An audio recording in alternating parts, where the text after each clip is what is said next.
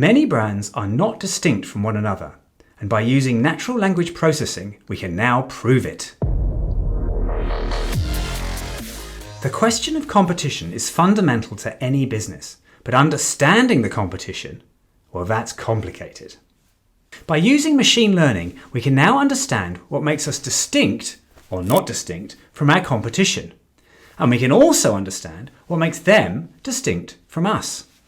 Today, research firms use a 2x2 matrix to show where competing brands sit in relation to one another. Another problem with the 2x2 is, in fact, it's pretty much a guess. Take a look at this analysis of IT firms from research giant Gartner. It gives the impression that all these IT firms are very different from one another.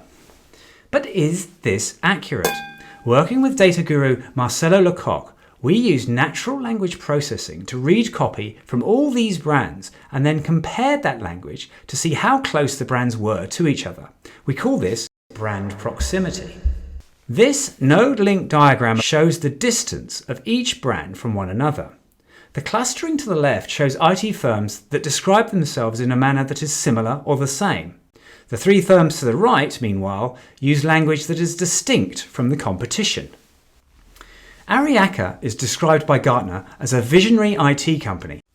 Natural language processing supports the idea that it is a standout, as it describes itself differently to its peers. Meanwhile, Fortinet is a challenger brand according to Gartner. If communications from Fortinet read the same as its competitors, it follows that customers will not be able to tell the difference between the two brands. And if customers cannot tell the difference, there is no difference that matters, as anything that makes Fortinet distinct is invisible to new customers anyway. In this context, any sales are merely a product of the confusion of the customer to tell one brand from another. That is not an opinion, it is now a demonstrable fact. Thanks for listening. If you need data viz, contact me at Further. I look forward to hearing from you. See you next week.